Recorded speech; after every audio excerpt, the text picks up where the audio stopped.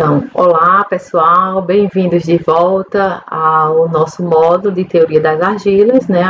Hoje estamos na terceira aula e com base no nosso conteúdo, no nosso cronograma, né? Nós já vimos os itens em destaque em verde, né? Então, nós já vimos na aula 1 a importância de estudar sobre as argilas e definições de argilas e argilas minerais. Na aula passada, aprendemos um pouco sobre a estrutura e classificação, bem como respondemos à pergunta se as argilas elas podem ser consideradas como colóides. Também iniciamos a parte de argilas para fluidos de perfuração, onde a gente pôde definir o que seriam as argilas bentoníticas. E aí, a partir ao concluir esse conteúdo de definição, finalizamos a aula com uma atividade com 4 perguntinhas. Essas perguntas, as respostas para essas perguntas, elas encontram-se na aula 1 e na aula 2, tanto nos slides quanto no que foi discutido até o momento. Então, dessa forma, essas respostas são facilmente encontradas com base nas aulas anteriores. Para a aula de hoje, a gente vai falar sobre a composição química e mineralógica das argilas e entrarmos na parte de cátions trocáveis e a capacidade de troca catiônica. Esses itens eles são extremamente importantes porque também vão explicar o motivo ou porquê as argilas bentoníticas, que são as utilizadas para fluidos de perfuração, elas são ideais para esse tipo de aplicação, ok? Então, iniciaremos a aula de hoje falando um pouco sobre a composição química e mineralógica das argilas, tá?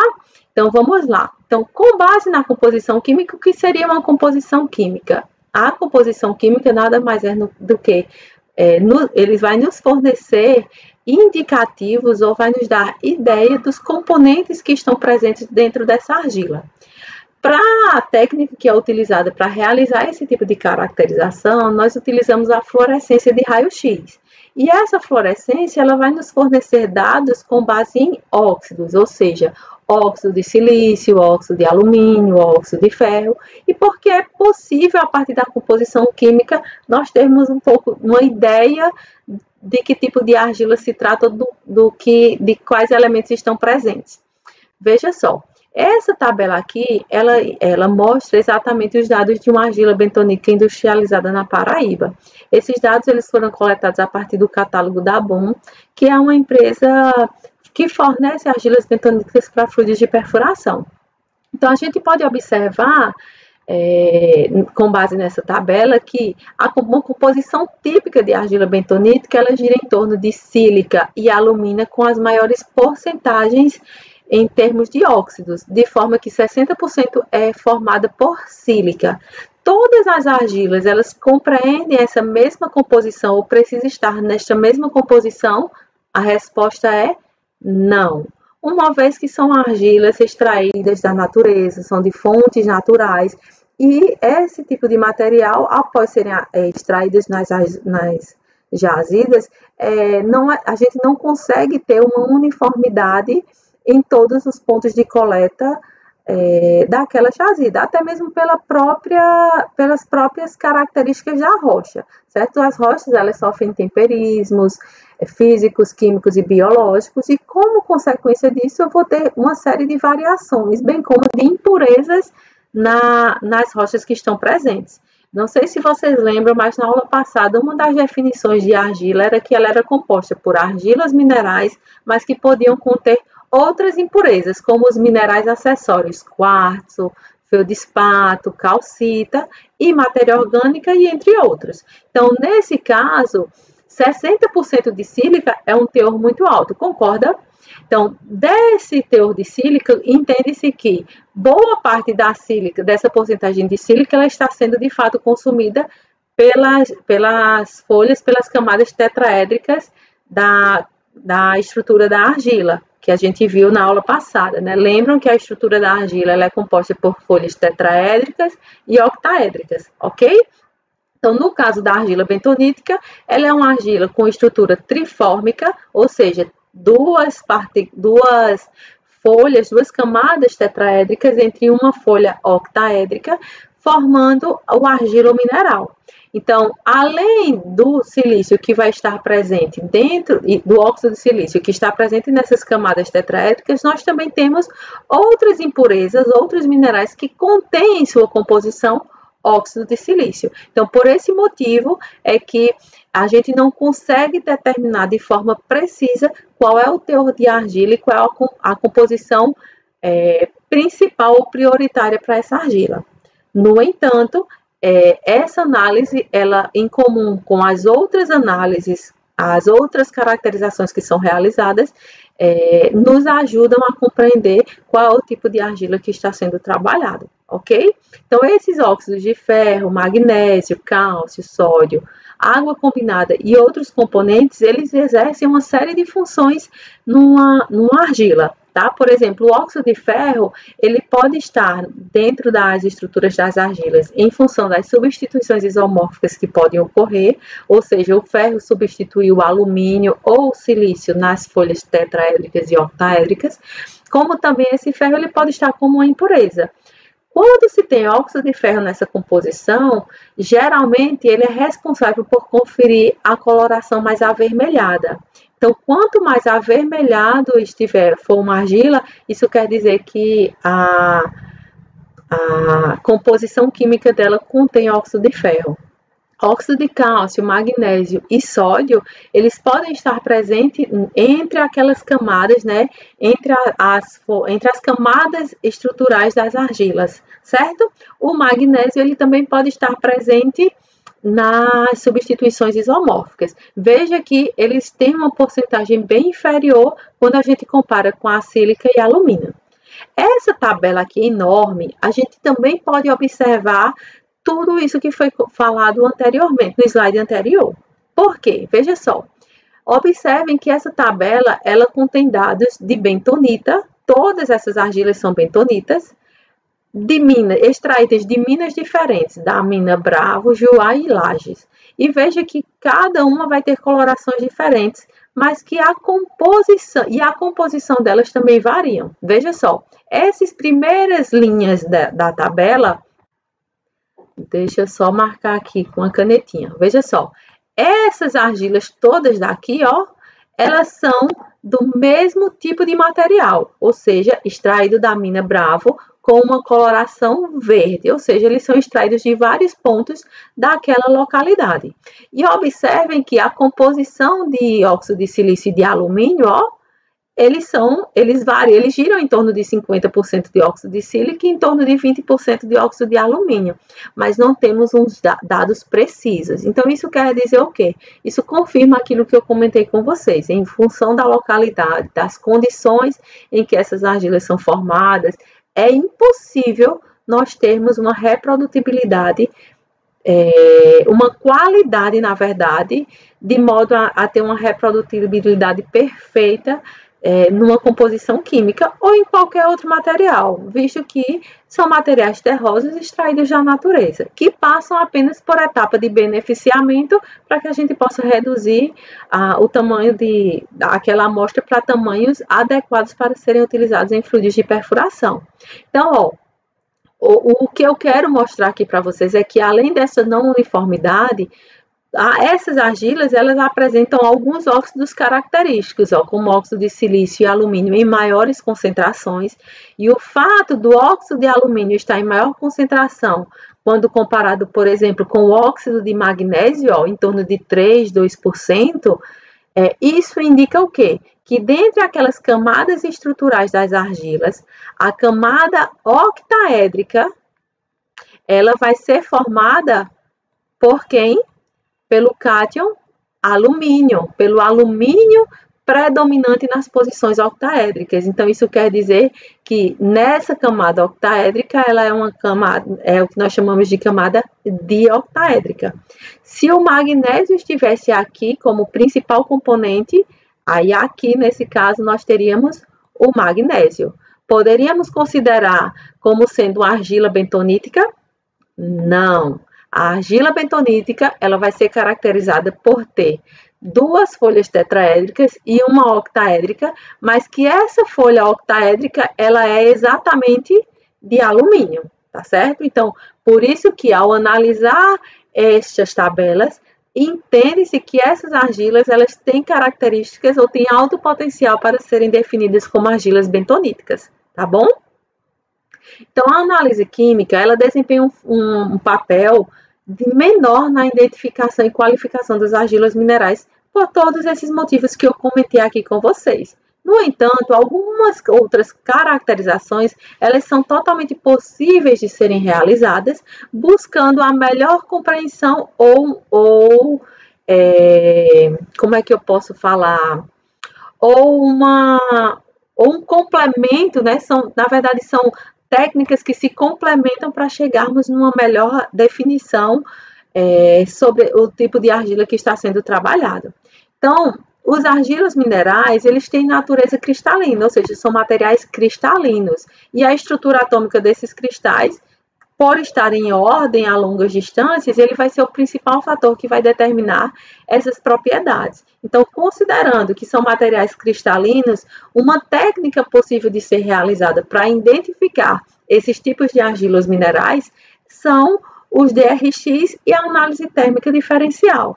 O DRX são curvas, são difratogramas que nós podemos obter após os testes, e ele detecta o quê? Exatamente as fases cristalinas daquele material. Então, por exemplo, se a argila contém sílica, feldspato, esmectitas, caulinita e lita, os picos característicos nesses difratogramas vão nos dizer, com base no difratograma da amostra, junto com alguns padrões que o próprio programa ele apresenta, a gente consegue identificar facilmente esses picos. E aí, nesse caso, dá para ter, sim, a partir do DRX, essa análise de se a argila ela se trata de uma argila bentonítica ou não. A análise térmica, o próprio nome diz, né? Então, na verdade, serão analisadas as mudanças, as variações que podem ocorrer nesse material mediante a aplicação de uma temperatura. Então, existe um padrão e a amostra, e esses dois eles são submetidos a uma curva térmica, a um aquecimento. E aí o programa ele vai detectar o quê? As variações ou as reações e as perdas de massa que esse material ele apresenta conforme o aumento da temperatura. Então, ele consegue detectar todas as transformações que a argila ela apresenta, bem como até o momento da degradação total desse material, ok? Além disso, outras técnicas elas são possíveis para serem utilizadas em complemento às técnicas citadas agora, que é a microscopia eletrônica, que produz imagens do material. Essa microscopia eletrônica, nós podemos ter uma microscopia eletrônica de varredura ou uma microscopia eletrônica de transmissão. E a partir disso, a gente consegue observar a morfologia das partículas. A gente viu na aula passada, eu mostrei para vocês uma micrografia que mostrava a forma da caulinita e a da aloisita. Então, a partir da análise da micrografia, a gente consegue ter alguns indícios de que tipo de argila mineral nós estamos tratando. Então, se ele tem um perfil de placa hexagonal, se trata de uma caulinita. Perfil tubular, se trata de uma aloisita. Só isso é o suficiente para dizer que aquela argila é uma caulinita ou uma aloisita? Não. O que é que a gente precisa? De todas essas análises complementares. A análise química, uma análise térmica, um DRX, principalmente, certo? E a análise granulométrica vai nos auxiliar a identificar as frações argilas numa amostra. Então, elas vão contribuir para a análise do material a ser estudado, certo? Então, todas essas técnicas, quando juntamos todas essas técnicas, nós conseguimos identificar de forma mais precisa qual é a argila que nós estamos trabalhando ou está sendo analisada. Tá bom? Então, a partir dessas características, a gente pode determinar se aquela argila ela é bentonítica e se ela é adequada para uso em fluidos de perfuração. Então, essa composição mineralógica ela pode ser obtida a partir dos difratogramas de raio-x, como observamos nessa imagem aqui. Então, essas duas curvas, azul e vermelho, trata-se do DRX para uma argila chamada de verde lodo. Essas argilas elas foram secas a 60 graus para retirada da umidade e uma delas foi tratada com etileno glicol. O etileno glicol, ele é utilizado para identificar os picos de esmectitas. Isso por quê? Porque quando a argila ela é tratada com etileno glicol, esse pico característico da esmectita, a intensidade do pico, ela aumenta e ela é deslocada um pouco mais para a esquerda, como a gente pode observar aqui, ó, nessa curva, tá bom? Então, nesse caso, nessa região aqui mais à esquerda, quando comparada a essa. Então, esse difratograma, com o auxílio das cartas padrões, é possível identificar os picos característicos. Então, quando existem picos nessa faixa aqui, a gente sabe que é um pico característico de que tipo de argila mineral? Esmectítico. Aqui, ó, nós temos picos da ilita, nós temos picos da caulinita, picos característicos do quartzo, e a quantidade de picos e a intensidade desse pico vai nos dizer qual seria, na verdade, o mineral predominante, certo? Como a gente pode observar aqui para essas duas argilas, o mineral predominante, para essas duas argilas não, para esta argila, o mineral predominante é a esmectita, e foi confirmada quando utilizamos o etileno glicol no segundo ensaio, tá bom? Então, todos os DRX que são analisados materiais cerâmicos, eles apresentam características como essa, certo? Então, além da composição mineralógica, o que é que a gente pode analisar? Utilizarmos também a microscopia eletrônica para determinar a morfologia dessa estrutura. É a partir dela que a gente consegue identificar se realmente tem esmectita ou não, ou se aquelas partículas elas têm características de argilas bentoníticas. Então, nesse caso, o que é que a gente pode observar aqui? Ó? Veja que ele não é tubular e apresenta uma superfície bem irregular. Algumas regiões percebam que estão mais claras, outras mais escuras, e isso é característico de quê? De uma elevada concentração ou aglomerado dessas partículas. Mas a gente pode perceber que, de forma geral, ele tem um aspecto bem irregular. E algumas partículas, ó, que têm uma definição um pouquinho mais definido, eles tendem a apresentar um perfil hexagonal. Então, isso quer dizer o quê?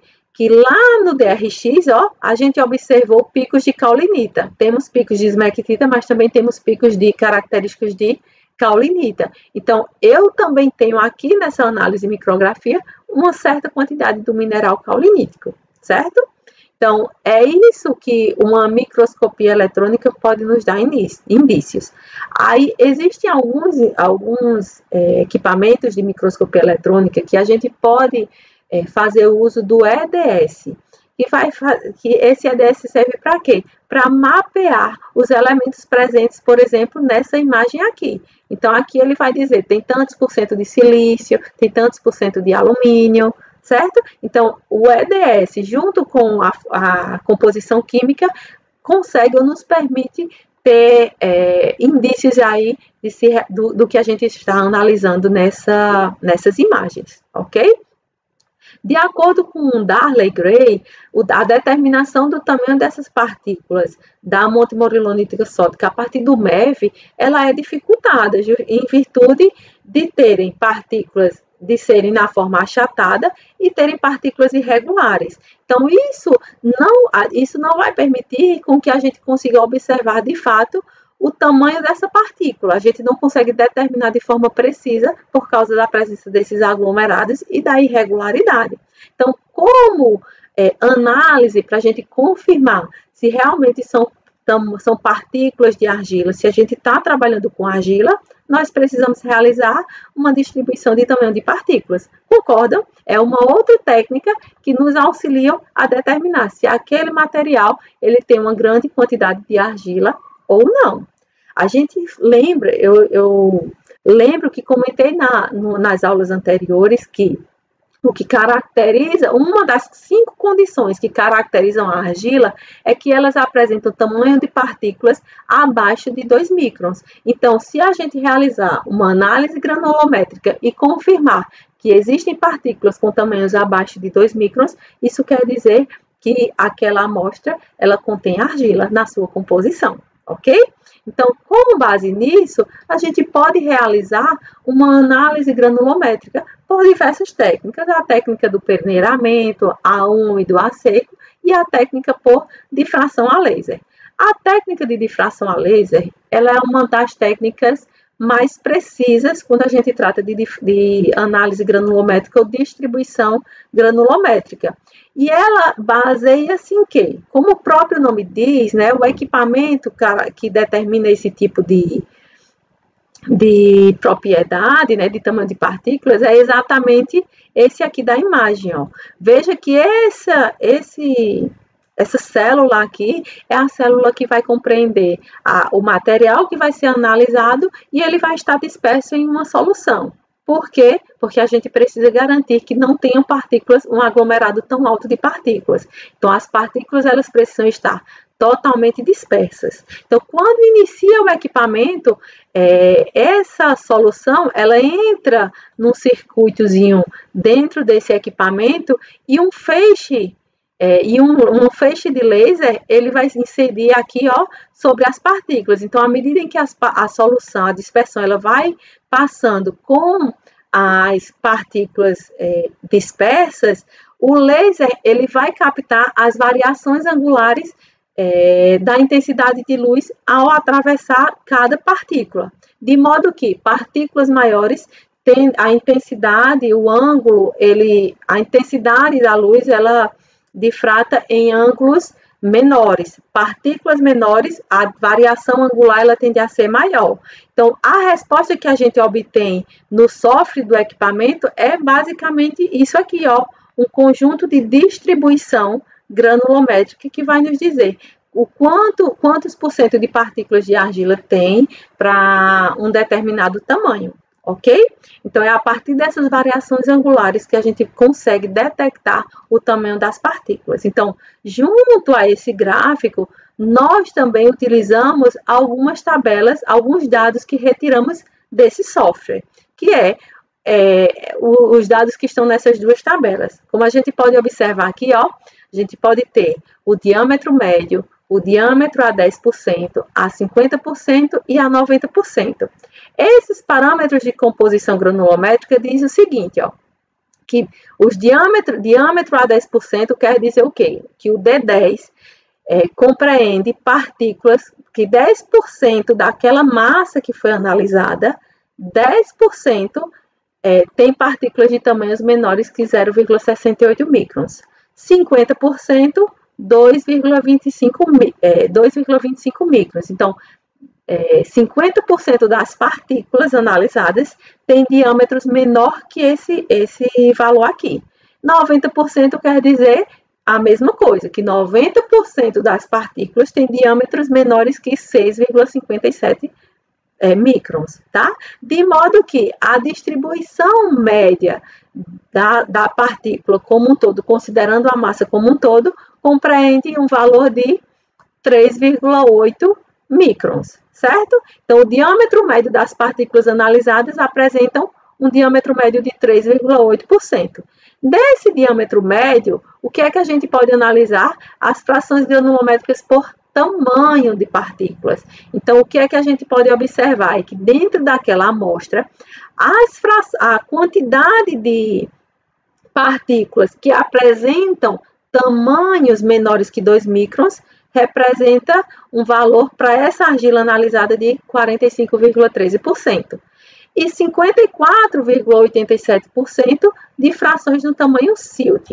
Lembram que na primeira aula eu mostrei uma tabelinha com variações granulométricas, tamanhos de partículas e essas classificações, de modo que as partículas com tamanhos menores eram classificadas como argila, as partículas com tamanhos superiores, silt, e aí depois vinha a argila, areia pequena, areia fina, média e grossa, pedregulhos, cascalhos e assim sucessivamente. Então, para essa amostra que foi analisada,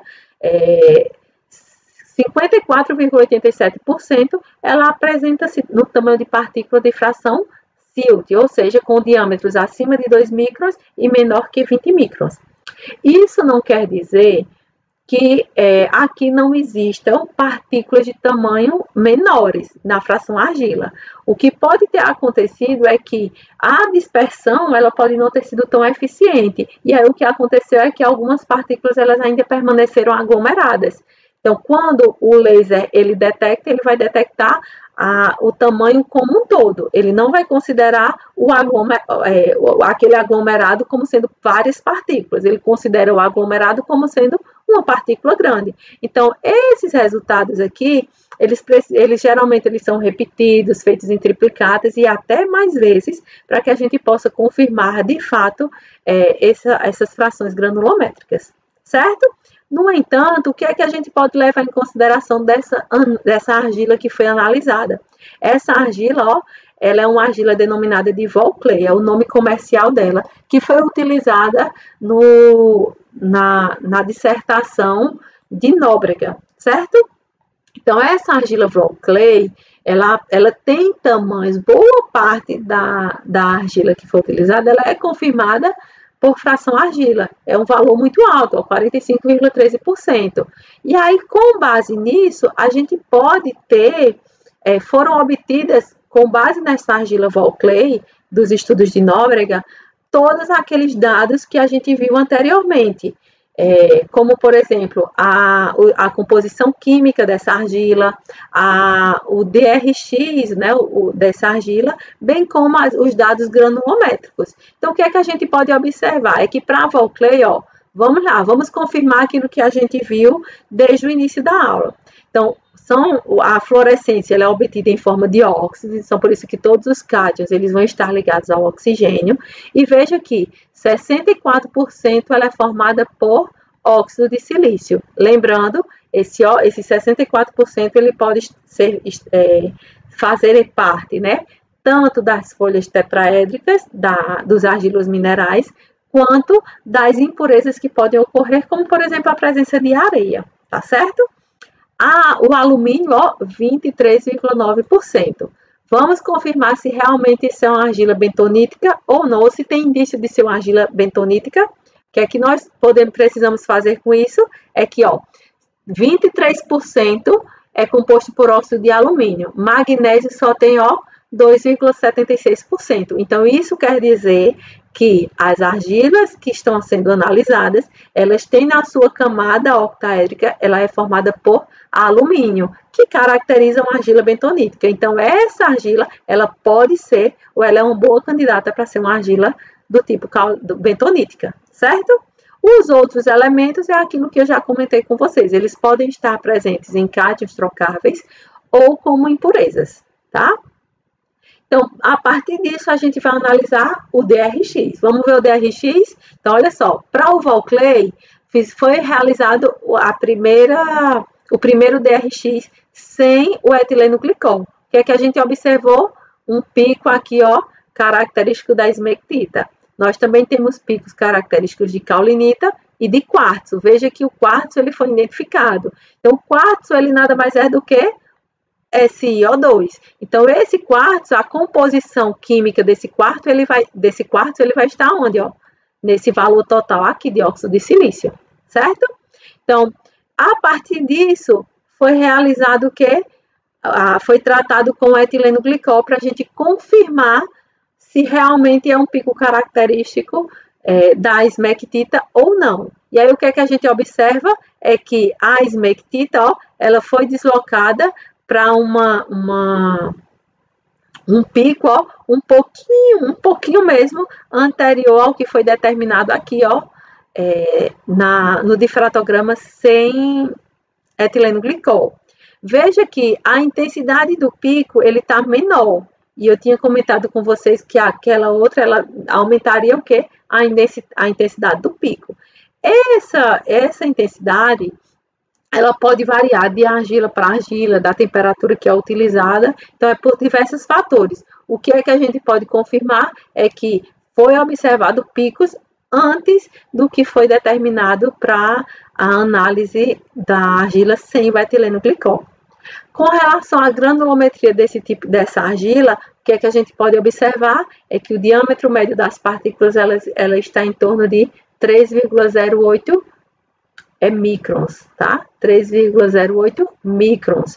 E a fração argila, ou seja, a quantidade de partículas com tamanhos menores que ele, é 45,13%.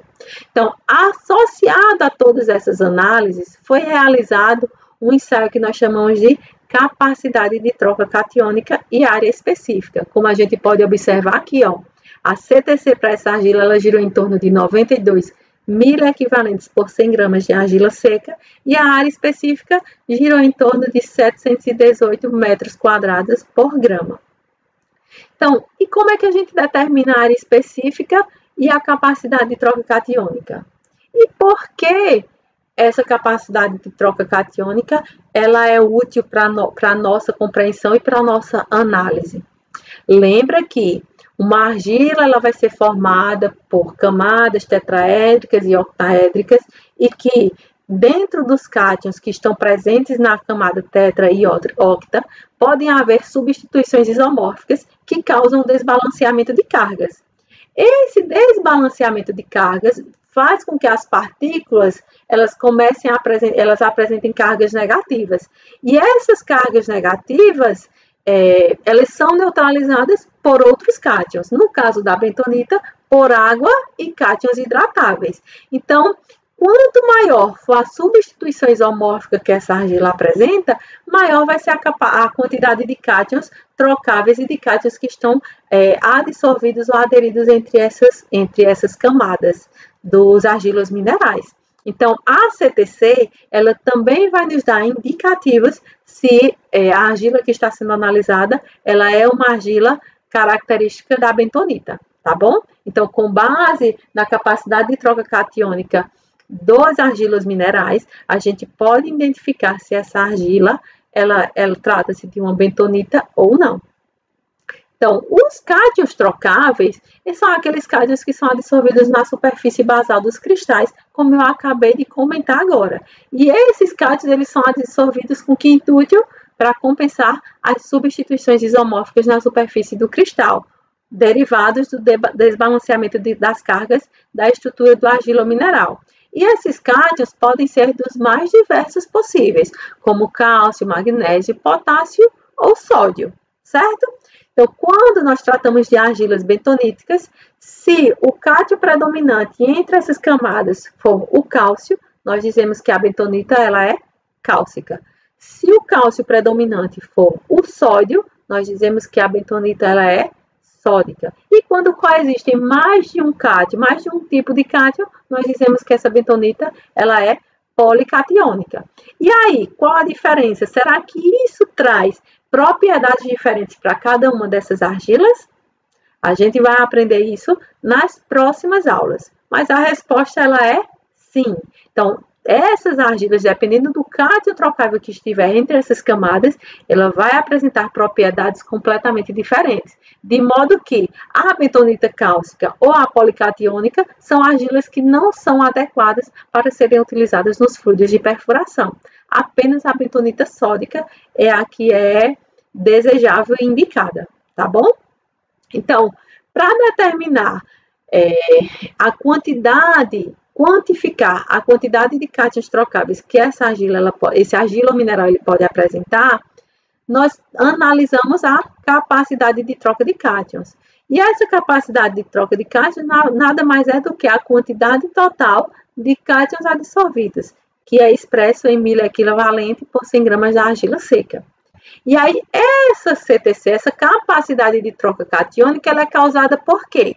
Pelas substituições isomórficas, que nós já falamos e já explicamos o que é, pelas ligações quebradas e pelas substituições dos hidrogênios por hidroxilas. Então, essas ligações quebradas a gente também já comentou. Lembra que a argila ela é extraída da natureza em um aglomerado. E para que ela possa ser moída em tamanhos menores para torná-la útil para ser utilizada, é importante que a gente realize a etapa de beneficiamento, ou seja, a moagem dessa argila. Então, o próprio fato de moer a argila, nós vamos estar quebrando algumas estruturas. E essas ligações quebradas, obviamente, que quando quebra, nós vamos ter um desbalanceamento de cargas. Então, as substituições isomórficas associadas às ligações quebradas e a essas substituições de hidrogênios por hidroxilas, todas elas somadas vão conferir uma alta capacidade de troca catiônica às argilas minerais. Mas todos os argilas minerais têm a mesma capacidade de troca catiônica? E será que todos os cátions trocáveis têm a mesma causa? Todas vão ter essas três condições aí ou não? É isso que a gente vai ver um pouquinho mais na frente. Então, a propriedade é uma propriedade de grande importância dos argilas minerais e vai nos auxiliar na identificação do tipo de argila mineral predominante para aquela argila. Então, os íons, eles são permutáveis, tá certo? Eles não estão aderidos rigidamente, então eles podem ser facilmente trocados em solução. E esses íons, eles vão influenciar nas propriedades físico-químicas e tecnológicas das argilas.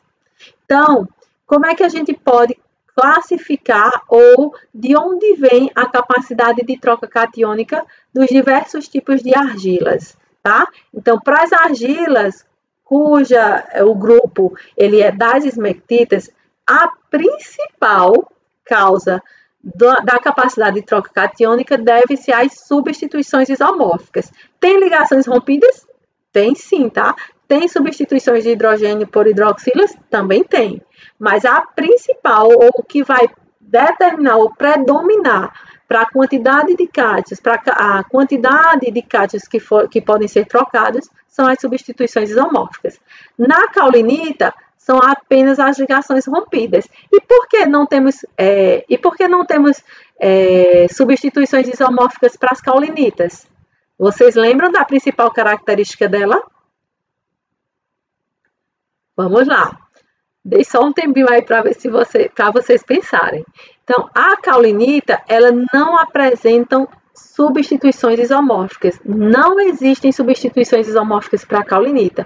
Elas são estruturas eletricamente neutras. Se elas são eletricamente neutras, a capacidade de troca catiônica dela tende a ser bem baixa. Por quê? Porque ela é originada apenas das ligações rompidas do processo de moagem.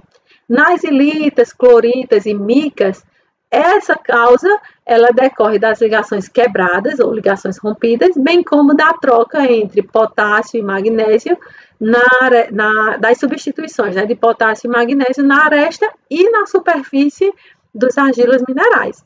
Então, tanto as substituições isomórficas quanto as ligações quebradas para as ilitas e cloritas vão ter o mesmo peso, podemos dizer assim, da capacidade de troca catiônica.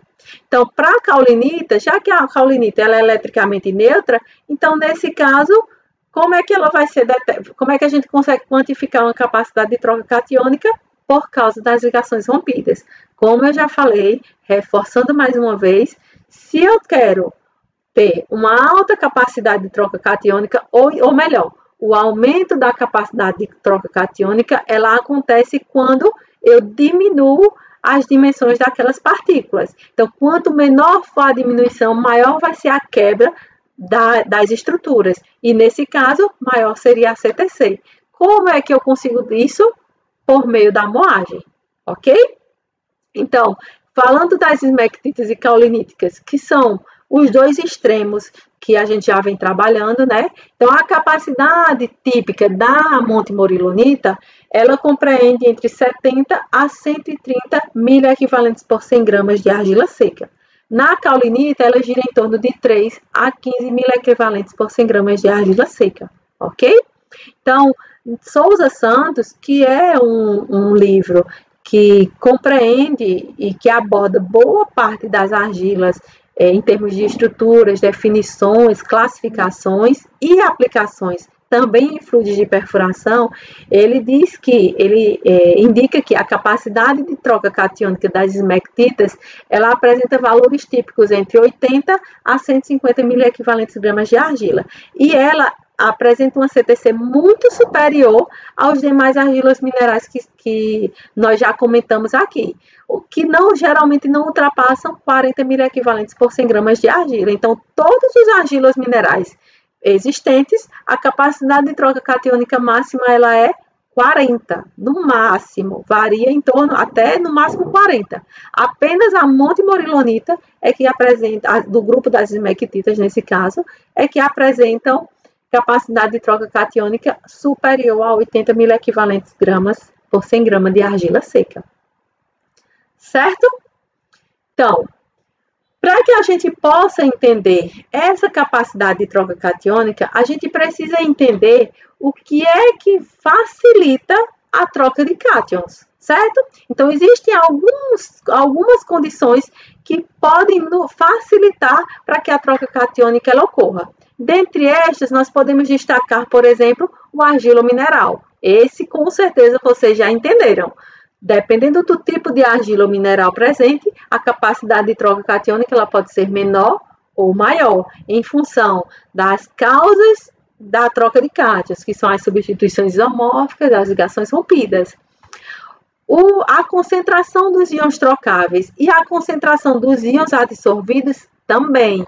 E ele é função do argilo mineral. Então, se eu tenho uma alta concentração de íons trocáveis, consequentemente, eu vou ter uma alta capacidade de absorver aqueles íons que foram trocados. Então, quanto mais íons existirem entre essas camadas, neutralizando o argilo mineral, maior vai ser a facilidade com que eu tenho em trocar esses cátions, certo? Além disso, nós também temos como facilitadores da troca de cátions a dimensão dos íons e a hidratação. Por quê? E por que é que isso influencia? A dimensão dos íons é de entender o quê? Íons com tamanhos menores tendem a ser mais fáceis de serem trocados, concordam? Só que boa parte desses íons, eles também podem estar dentro do argilo mineral de forma hidratados, ou seja, coordenados com a água. E dependendo do número de coordenação que esse cátion faça com o oxigênio da água, ele pode envolver uma quantidade muito maior de água em sua volta. E aí, consequentemente, tende a tornar aquela camada e a outra relativamente frouxa, como é no caso do sódio, tá certo? O número de coordenação do sódio com o oxigênio é em torno de 12. Então, isso quer dizer o quê? Que existem 12 moléculas de água em volta de cada íon de sódio. Então, consequentemente, ele tende a deslocar ou alongar essas camadas, certo? Então, as dimensões dos íons e a hidratação também são também são características que podem atuar como facilitadores na troca desses cátions. E aí, como é que a gente pode quantificar a capacidade de troca catiônica a partir de um teste que nós chamamos de teste de azul-dimetileno? Esse teste de azul-dimetileno, ele utiliza como um corante o azul-dimetileno, dado por esta fórmula aí. Então, qual é o princípio básico desse teste? Na verdade, o corante ele é adicionado na água e quando ele é adicionado na água, ele vai se dissociar, formando o cátion azul de metil. E aí, esse cátion é o que vai ser trocado com a argila. Eu vou mostrar para vocês, vou explicar para vocês como isso funciona. Então, a estimativa da capacidade de troca de cátions de sólidos perfurados ou de argilas bentoníticas, elas podem ser obtidas a partir desse teste. Então, ele vai medir a capacidade de troca catiônica e a área específica das argilas e dos sólidos ativos, certo? Essa CTC ela é dada em miliequivalente por 100 gramas de argila seca e a área específica, como eu já mencionei, ela é dada em metro quadrado por 100 gramas. Então, como é feito o teste? Basicamente, em um becker é realizada uma suspensão de argila, ou seja, é adicionado água e a argila em sua água e a argila nessa suspensão. A argila ela é uma quantidade muito pequena, ó, é 0,5 gramas de argila que é utilizada em 300 ml de água. E aí esse becker, ele vai ser agitado num agitador magnético, ele vai estar em cima de um agitador magnético e ele começa a promover a dispersão por meio da agitação da argila. Só que as argilas, elas se tornam altamente dispersas ou defloculadas quando o meio ele está básico. Então, por causa disso, é adicionado o carbonato, né, de sódio para tornar o pH básico. Então, é feito uma conferência desse pH para garantir que o pH ele esteja acima de 9. pH está acima de 9, deixa agitando, a gente garante que as partículas elas vão estar na máxima dispersão possível. No entanto, a troca catiônica ela é muito eficiente quando o pH ele é ácido. Então, o que é que a gente faz? Garantiu a total dispersão, adicionamos o ácido clorídrico para tornar essa dispersão ácida. Como ela vai estar em total agitação, a gente garante que as partículas elas não vão se aglomerar novamente, certo? Então, uma vez que o pH foi tornado básico, ácido, a gente vai realizar um processo que basicamente seria uma titulação. Então, aquela concentração do azul de metileno que foi obtida, né, numa concentração de 37 gramas por litro, ela é adicionada numa bureta e aí o teste ele é iniciado despejando, né, titulando 2 ml dessa solução no becker, tá? Tem um Erlenmeyer só para facilitar, porque era a imagem mais fácil que a gente conseguiu. Mas isso aqui seria um becker, certo? Então, o becker, que seria essa dispersão que nós preparamos, ela vai estar sobre o agitador magnético em constante agitação e aí é adicionado 2 ml dessa titulação, desse líquido. E aí espera-se 5 minutos, depois, com o auxílio de um bastão de vidro, esse bastão a gente coloca na solução e pinga uma gota num papel de filtro. E aí, esse processo ele vai sendo repetido de 5 em 5 minutos. Então, 2 ml, espera 5 minutos, pega o bastão, pinga uma gotinha no papel de filtro. Depois, mais 2 ml, mais 5 minutos e assim sucessivamente. E quando é que esse teste ele é finalizado? Ele só é finalizado quando um anel, como a gente pode observar aqui nessa imagem, ó, isso aqui é um papel de filtro, com várias gotas desse ensaio. Então, veja que ele iniciou com 2 ml. Então, ele vai 2, 4, 6, 8, 10 e assim sucessivamente, certo? Então, esse teste ele foi feito até 30 ml. Mas o que é que a gente pode observar? Veja que aqui, ó, a gente consegue ver que a tonalidade azul ela vai aumentando à medida que a gente vai adicionando essa solução. Mas ele só esse teste ele só é finalizado quando um anel ele aparece aqui, ó, em volta dessa gota aqui. E esse anel ele quer dizer o quê? É que todo o cátion já foi trocado, a capacidade máxima de troca catiônica já foi realizada. E agora esse excesso de cátion ele vai ser localizado onde? Ao redor desse teste. Então, encontrou esse anel, a titulação ela ainda permanece de 2 em 2 minutos. Então, você vai adicionar agora mais 1 ml da solução, espera 3 minutos. Pinga novamente, confirma se realmente essa coloração ela permanece. Se não permanecer, volta para o teste. Se permanece, realiza mais uma titulação. E aí verifica se realmente isso vai acontecer. Aconteceu, então a gota, após esse anel azul aparecer, compreende o volume que a gente vai precisar para determinar a capacidade de troca catiônica. Então, esse aqui, ó, é um ensaio que foi realizado numa argila específica, tá? E aí o nome já diz aqui, ó, em uma bentonita. Então, ele vai ter uma capacidade de troca catiônica muito elevada, por isso que o volume ele tende a ser maior. Mas olha esse outro exemplo aqui, ó. Deixa eu só apagar aqui para ficar mais fácil para a gente poder analisar.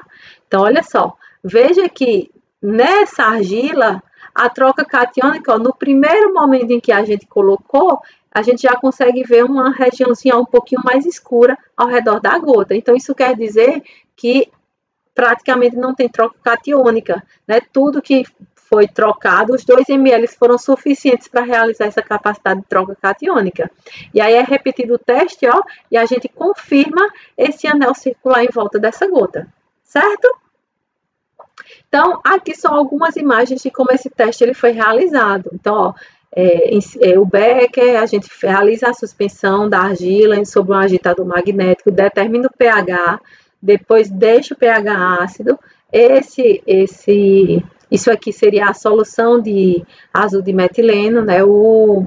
A bureta contendo o azul de metileno, né? A solução de azul de metileno, aqui um bastão de vidro e o papel de filtro que é utilizado no ensaio. Então, após a titulação, após o ensaio, a gente vai obter como resposta exatamente as gotas em volta desse papel de filtro aqui, certo? E aí, com base no volume, então, o volume coletado pelo ensaio, a gente vai simplesmente substituir numa equação padrão de capacidade de troca catiônica, que correlaciona o volume total do azul de metileno consumido, a concentração do azul de metileno e a massa utilizada, né, no caso do preparo da solução, e a massa da argila seca que foi necessário para a realização do ensaio. Então, substituir o volume, a concentração e a massa, vai encontrar o valor aqui da CTC. Esse valor, a gente coloca na fórmula da área específica, multiplica por essa constante e determina a área específica. Então, isso quer dizer o quê? Que se um material ele tem uma alta capacidade de troca catiônica, a área específica dele tende a ser maior. Então, quanto maior a área específica, quer dizer que o material ele tem, as partículas vai ter uma alta área, uma alta interação com aquele meio. Então, consequentemente, uma alta área específica, tá bom?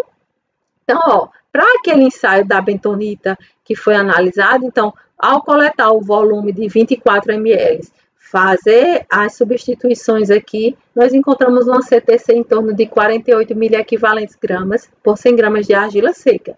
E a área específica, 373,7 metros quadrados por grama, ok? Então, esse valor aqui, ó, ele é característico de uma argila bentonítica, de uma montemorilonita, como a gente viu nos slides anteriores, indicados por Souza Santos?